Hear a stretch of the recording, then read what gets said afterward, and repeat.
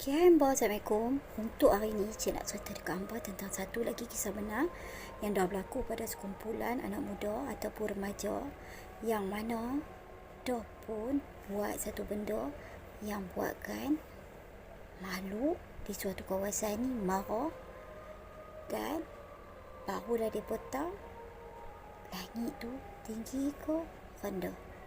Okey, kumpulan yang Cik masukkan ni adalah terdiri daripada 3 perempuan, 4 lelaki. Mereka ni ada hobi yang pelik apa. Mereka suka pi explore ataupun pi reda kawasan-kawasan yang mereka katakan ada hantu, rumah-rumah terbiak, ataupun mereka dengar daripada sumber media internet kata tempat tu keras, mereka akan pergi. Mereka begitu tertarik untuk tahu adakah makhluk alam lain ni wujud, sebab bagi mereka tak ada benda yang boleh takutkan mereka. Sampailah satu hari mereka terbaca ataupun mereka dapat tahu tentang satu kawasan hutan yang dikatakan agak keras, dan orang kerap jumpa makhluk-makhluk yang tak nampak dengan mata kasar kawasan tu. Jadi mereka ni berbincang sama-sama mereka yang mereka nak pergi explore tempat ni, dan mereka nak tengok sejauh mana kebenaran kata-kata netizen ataupun orang ramai.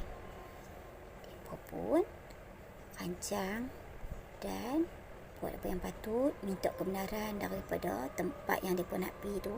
Mereka rancang ni nak pergi 3 hari 2 malam. Mereka nak duduk kat situ dan rasai putih kat tempat tu ada hantu. Okay. Bila dah sampai hari yang sepatutnya, mereka pun pergilah bertolak dan ambil masa dekat sejam juga untuk mereka sampai kat sana. Dan bila mereka dah sampai, keadaan masa tu dah nak dekat tengah hari waktu dia. Lepas tu mereka pun set up, dirikan kemah, buat apa yang patut, kemah-kemah kawasan tu, dan usah-usah jalan. Sehari malam mereka nak buat aktiviti mereka.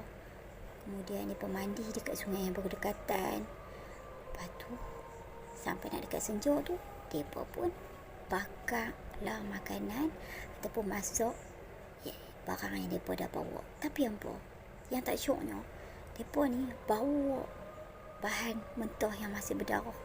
Masuk aku macam ayam. Lepas tu sepatutnya,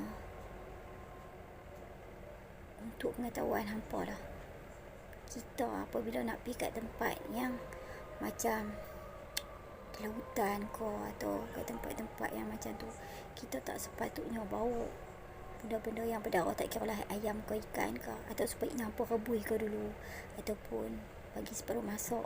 Dah maksudnya dah hilang dah bau dan rasa darah dia tu, dan barulah hampa bawa. Tapi mereka ni dah bawa pi dan mereka masak. Lepas tu hampa, mereka sewaktu duduk tunggu barang tu masak, mereka bising seolah-olah tempat tu bapak mereka punya, tanpa mereka hormat atau fikir ada mata-mata yang duk perhati dah mereka. Okay? Jadi apabila benda tu dah masak, masa tu dah dekat pukul 9, mereka pun makan, mereka pun sembang sambil menunggu tengah malam. Bila dah nak dekat tengah malam tu, mereka pun mulalah jalan masuk ke dalam hutan, dalam berkumpulan, sambil memekik-mekik duk panggil lembaga-lembaga yang ada kat kawasan tu supaya tunjukkan diri. Mereka kata, "Oi, keluarlah, mana hampa, kami nak tengok." Mereka macam seolah-olah mencabar makhluk-makhluk ni supaya segera tunjukkan kewujudan mereka. Yang tak sedapnya apa, antara 3 perempuan yang pi ni, salah seorang daripada perempuan ni datang bulan ataupun pirit. Dia tak beritahu kat siapa-siapa dalam kumpulan tu yang dia ni maybe dia diamkan saja kerana tak ada benda yang dia nak rakam ataupun dia nak buat konten malam tu. untuk mereka pertontonkan dekat orang. Mereka pun mengalah. Mereka kata tak apa, esok malam ada. Mereka pun baliklah ke kemah mereka. Sambil mereka rancangkan plan baru lah. Mereka nak buat apa aktiviti lepas ni. Mereka tak perasan yang perempuan aku katakan datang bulan ataupun my period tu tadi, dia ni dah berubah sikap.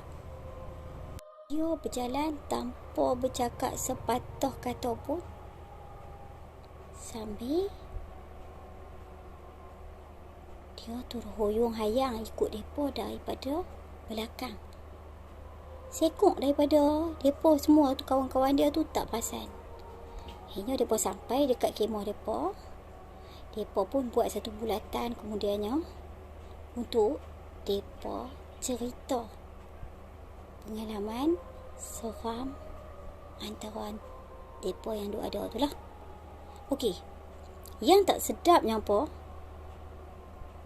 4 ekor jantan tu ataupun lelaki tu, mereka ni bawa mai minuman keras masuk dalam kawasan hutan tu. Dan mereka pun dah mabuk, minum, mabuk sambil duk cerita, gelak kuat-kuat. Mereka buat macam tempat tu bapak mereka punya. Dan tiba-tiba mereka dengar orang berlari berdekatan dengan kemah mereka. Betul-betul mereka dengar kat situ. Padahal tak ada satu rumah pun ada dekat situ.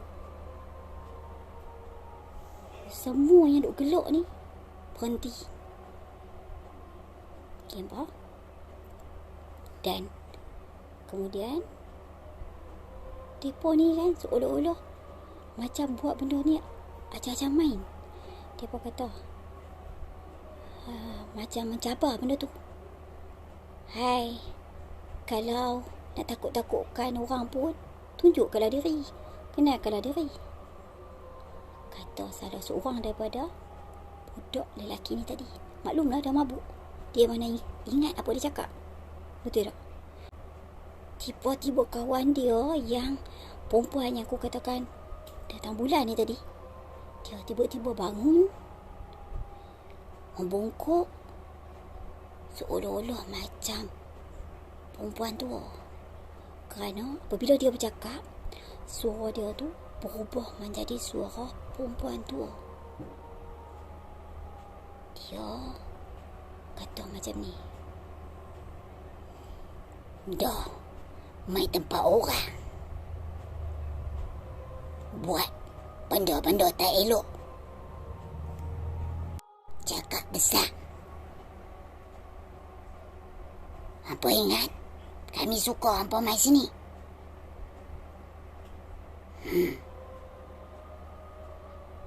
Hampa ni semua hanya mai untuk ganggu dan tak dialu-alukan datang ke sini. Tapi hampa, yang si budak lelaki ni rasa kawan dia ni cuba nak bergurau dengan dia. Dan dia berkata, "Weh, agak-agak lah nak berlakon pun. Bila yang kami ganggu hang?" Dia dengan suara yang berdengung macam mabuk cakap. Kemudian yang perempuan kena rasuk tu pun bersuara, "Siapa nak main-main dengan hang? Siapa nak bergurau dengan hang? Ni tempat aku. Aku yang jaga kawasan ni. Hampa masuk sini, hampa minta kebenaran daripada manusia. Tapi hampa tak nampak kami yang jaga sini. Dah masuk, hadap hampa tak jaga. Buat benda-benda haram. Memalukan Islam." Dia kata macam tu apa. Dan si mereka ni semua seolah-olah macam blur. Betul ke benda ni semua? Kemudian si perempuan yang kena rasuk tu pun cakap lagi, "Hampa ingat makhluk-makhluk yang ada sekitar ni suka dengan hampa? Hampa buat bising. Hampa buat masuk benda yang tak sepatutnya. Aku tak suka. Aku nak hampa keluar dengan cara baik. Sebelum ada benda yang jahat akan merosak hampa nanti. Memalukan Islam. Dia ulang lagi. Dan dia pun segera minta maaf. Dan dia kata, ya, dia akan keluar daripada kawasan tu dengan segera. Kemudian, si perempuan yang kena kasut tu jatuh. Dan dengan jelas dekat depan mata mereka ni, mereka nampak seorang nenek tua yang bongkok pegang tongkat betul-betul di depan kawan perempuan mereka yang jatuh tu. Dia merenung tajam ke arah mereka sambil berkata, lain kali jangan ingat tempat orang macam tempat hampa. Hormat. Faham? Dia pun, faham. Dengan rasa takut nampak. Kemudian, nenek tua tu lenyap macam tu. Dan mereka ni pun hilang terus mabuk. Masuk dalam kemah, kemaskan apa yang patut. Dan bersihkan apa-apa yang tak perlu. Dan yang nak mereka buang, masukkan dalam beg. Dan mereka pun bergerak keluar daripada hutan tu malam tu juga. Mereka tak tunggu dah. Mereka rasa menyesal dengan perbuatan yang mereka dah buat. Dan mereka juga rasa bersyukur sebab tak terjadi apa-apa pada kawan mereka. Dan keesokan harinya, mereka kembali ke tempat tu dan tanya pada seorang pakcik yang kebetulan kerja dekat kawasan tu. Dan pakcik tu pun menjelaskan memang selalu orang akan terjumpa kelibat seorang nenek kebayan yang akan lalu lintah dekat kawasan dalam hutan tu. Dan dia menjaga kawasan tu supaya orang-orang yang masuk kawasan tu tak buat benda-benda tak elok. Dia memang pantang. Dan nenek tu adalah dari keturunan Bunian. Jadi hampa terpulang untuk hampa nak menilai sejauh mana kebenaran dia. Yang ni adalah kisah benar. Aku harap hampa dapat klik subscribe, like dan juga komen. Next time aku akan cerita-cerita lain pula. Okay hampa. Bye. Assalamualaikum.